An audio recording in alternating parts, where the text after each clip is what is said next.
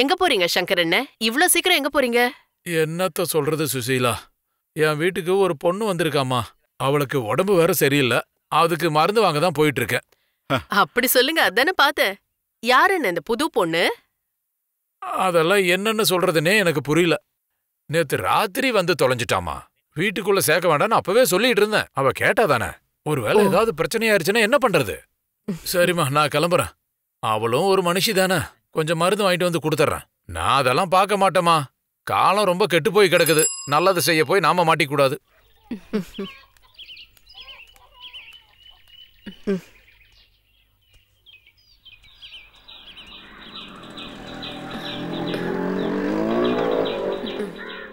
சாவித்ரி அம்மா,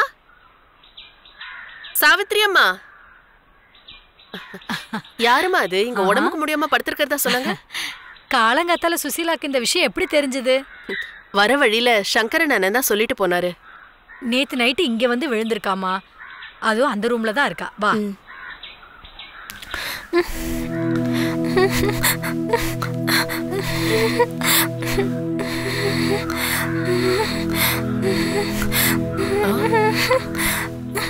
அம்மா, இவ ஒரு அப்பாவி பொண்ணு. யாருன்னு தெரியல. எப்படியோ இந்த சந்தையில வந்து மாட்டிக்கிட்டா. இவளுக்கு என்ன ஆச்சுன்னு தெரியல. யாரோ கூட்டிட்டு வந்து வேலை முடிஞ்சது தூக்கி எரிஞ்சிட்டு போயிட்டாங்க போல இருக்கு. விவரம் தெரியாத ஒரு பொண்ணு. இவளை நான் சாயங்காலம் வந்து கூட்டிட்டு போறேம்மா. அது வரைக்கும் இங்கே இருக்கட்டும். சரி, அப்படியே பண்ணிக்கலாம். அது வரைக்கும் அவ இங்கே இருக்கட்டும். அவர் இப்ப மருந்து வாங்கிட்டு வந்துருவாரு. ஆ, சரி.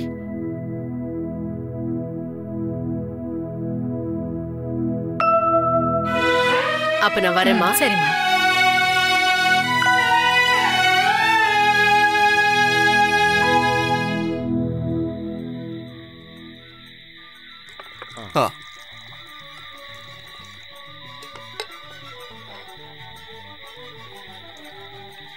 ஆமா, அந்த பொம்பளை புள்ள எங்க போச்சு? இங்க எங்கேயும் ஆளைய காணோம். இல்ல எல்லாரும் சேர்ந்து அவ்வளவு ஒரு வழி பண்ணிட்டீங்களா? எங்க இருந்தோ வந்தா முதலாளி, அதே மாதிரி சொல்லிக்காம போயிட்டா. அவ்வளவுதான். வழக்கமா நான் பாக்குற எல்லா இடத்தையும் தேடி பார்த்துட்டேன். அவ எங்கேயுமே இல்லையே. இங்க பாருப்பா, வீட்டுல அம்மாவும் அப்பாவும் நல்லா திடகாத்திரமான அண்ணன் தம்பி இருந்து கூட பொண்ணுங்களுக்கு இந்த உலகத்துல வாழ முடியாத நிலைமை இருக்கு. இதுல ஊரு பேர் தெரியாம அழகா ஒரு பொண்ணு தனியா வந்தா விட்டு வைப்பாங்களா? காலம் கெட்டு கிடக்குது. கருணையே நிறைஞ்சிருக்கிற கர்த்தரு எதுக்காக இப்படி ஒரு ஜீவனை படைக்கணும்? இந்த உலகத்துல இருக்கிற ஒவ்வொரு ஜென்மத்துக்கும் ஒரு லட்சியம் இருக்கு. அதனாலதான் படைச்சவன் ஒவ்வொரு இடத்துக்கும் ஒவ்வொருத்தரும் அனுப்பி வைக்கிறான். அந்த வேலை முடிஞ்சிருச்சுன்னா அவனை திரும்ப கூப்பிடுவான். என்ன நான் சொல்றது சரிதானே? அந்த பொண்ணுக்கு என்ன வயசு இருக்கும்? அத உங்க அம்மா கிட்ட போய் கேள்றா பண்ணாட. அட, இதெல்லாம் மொட்டுமா? இத பறிக்க வேண்டாம். ஓ, என்ன சொன்னாலும் புரியாதா? சரியான லூசு பொண்ணுகிட்ட நான் மாட்டிக்கிட்டேன். இதையெல்லாம் வச்சு எப்படி சமாளிக்கிறது? எங்க சமைக்கிறேன்னு சொல்லிடுவாளோன்னு பயமா இருக்குது. ஆமா, நான் சொல்றது உனக்கு கேட்கல? அத மொத்தமா நீ புடிச்சு இழுத்தீனா காய் மட்டும் இல்ல, செடியும் அருந்து விழுந்துரும். சரியா? எப்படி சொன்னாலும் புரியலன்னா என்ன பண்றது? செடி போனா உனக்கு என்ன இல்ல? இப்ப அந்த சாவித்திரி கேட்டா என்ன சொல்லுவா தெரியுமா? பரவாயில்லண்ணே. என்ன விஷயம் சங்கரன் அண்ணே? முகத்துல ரொம்ப சந்தோஷம் தெரியுது. புதுசா ஒரு ஃப்ரெண்ட் கிடைச்சதா இல்லையா? சந்தோஷத்துல நான் அப்படியே துள்ளி குதிக்கிறேன் பாரு. சும்மா கிண்டல் பண்ணி என் வாயை கிளறாத. இங்க பாரு சுசீலா, பழமான நெல்லிக்காயும் பெரியவங்க சொன்ன வார்த்தையும் ரெண்டும் ஒண்ணுதான். முதல்ல கசக்கும், அப்புறம் இனிக்கும். அந்த இனிப்பை தேடிதான் இப்பெல்லாம் நீங்க இந்த பொண்ணு பின்னாடியே சுத்திட்டு இருக்கீங்க போல இருக்கு. ஆமா ஆமா, சர்க்கரையால எறும்பு வந்து அரிச்சுக்கிட்டு இருக்குது பாரு. பேச வந்துட்ட. இந்த எறும்பு அரிக்கிறது எங்கன்னு நான் சொல்லவா? சொல்றவங்க கிட்ட சொல்றேன்.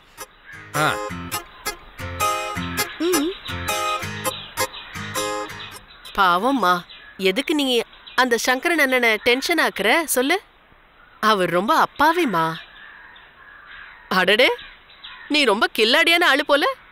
நல்ல திறமையான விவசாயிலாம் மாதிரி சூப்பரா வேலை செய்றியே. போதும், இன்னைக்கு இது போதும். வா, நம்ம வீட்டுக்கு போலாம். நீ இப்படி பண்றதெல்லாம் பார்த்துட்டே நின்னா ராத்திரி என்னால சமைக்கவே முடியாது. வா போலாம்.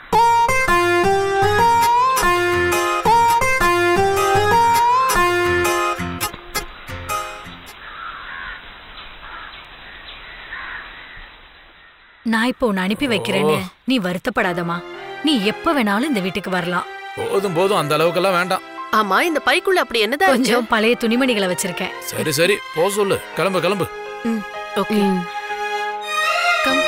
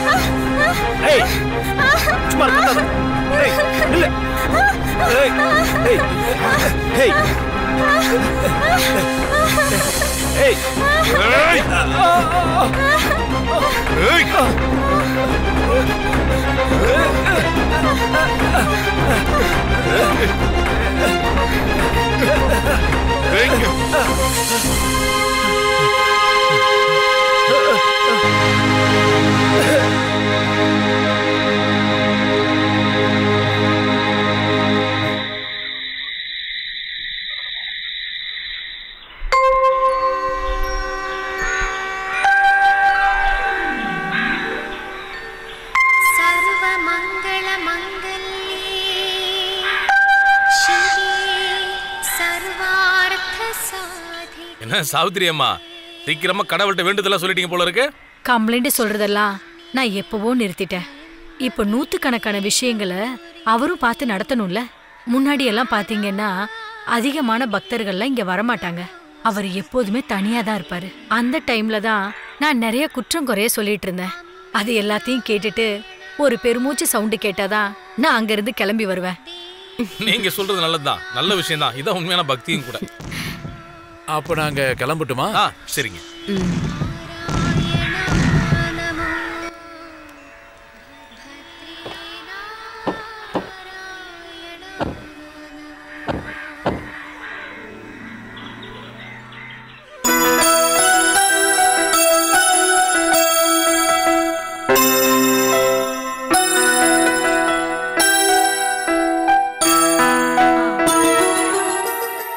ராஜா, வண்டியை கொஞ்சம் நிப்பாட்டு.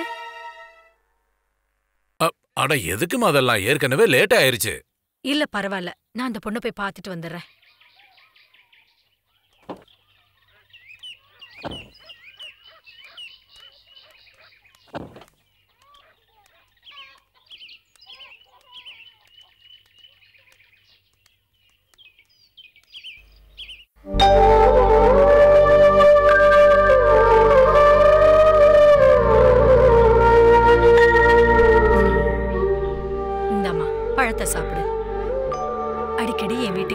சரியா? அப்ப நாம போலாமா?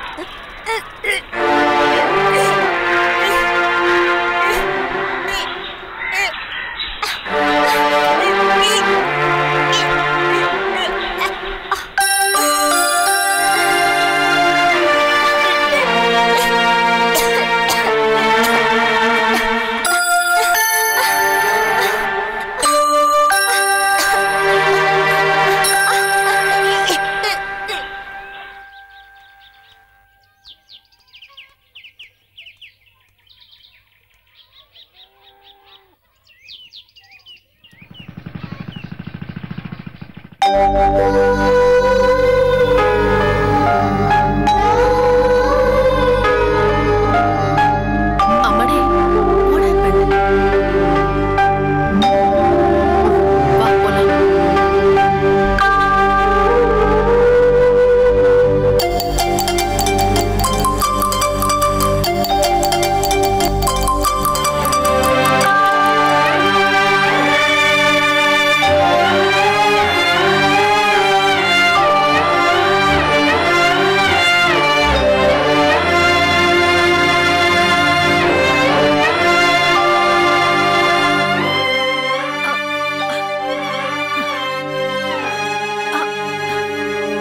நில்லுமா.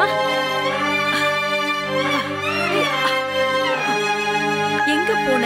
இப்ப எங்க போயிட்டு இருக்க? சொல்லுமா. நல்லா இருக்கியா?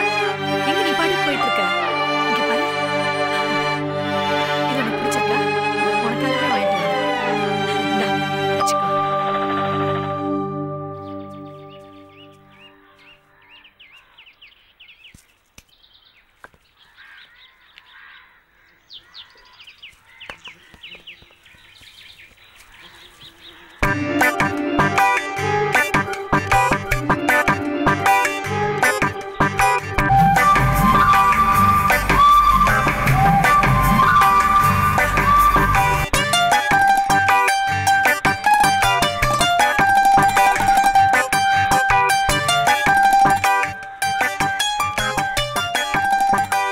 அதை எடுக்காத.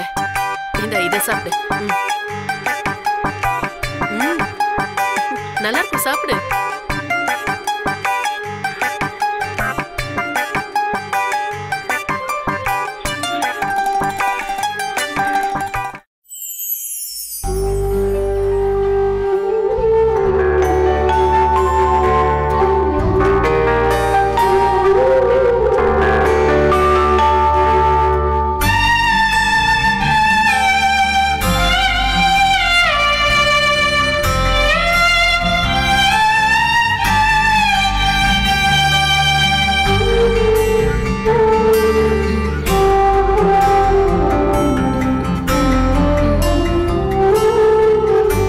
சரிப்பட்டு வராதே. என்னங்க நீங்க இப்படி சொல்லிட்டு இருக்கீங்க? கடவுளுக்கு பயந்தாவது இப்படி எல்லாம் சொல்லாதீங்க. பாவம், அவ சாப்பிடட்டும். நான் ஒண்ணுமே சொல்லலம்மா. சாப்பிடட்டும். அதுக்கப்புறம் தூங்கறதுக்கு பாயும் தலகாணியும் கொண்டு வந்து கொடுத்துரு. 24 மணி நேரமும் உங்களுக்கு சொல்றதுக்கு இது ஒண்ணுதான் இருக்கா? ம், ம்.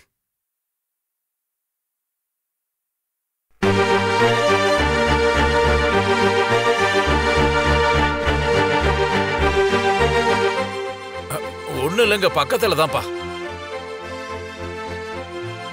இருப்பா, நான் வந்துடுறேன்.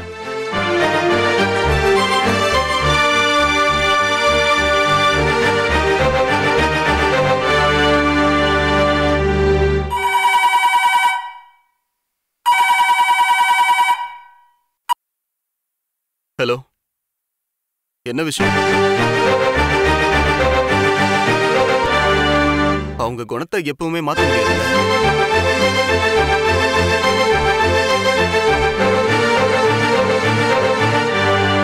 நீங்க கொஞ்சம் பாத்துக்கங்க.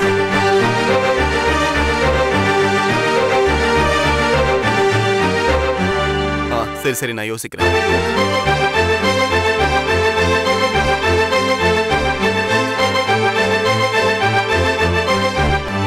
நீங்க சொல்றது புரியுது. நேர்ல சந்திக்கலாம். ஓகே.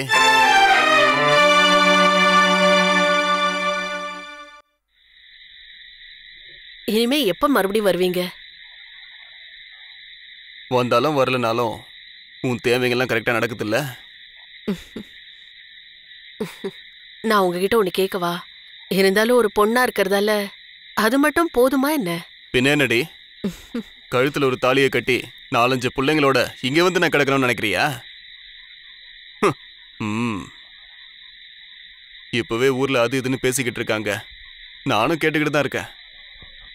நான் அதெல்லாம் பெருசா எடுத்துக்காததால இந்த காதுல வாங்கி அந்த காதுல விட்டுறேன். நான் சொல்றபடி கேட்டு நடந்தனா உனக்கு தேவையானதெல்லாம் கிடைக்கும். அவ்வளவுதான். சரி, நான் கிளம்புறேன். அம்மா.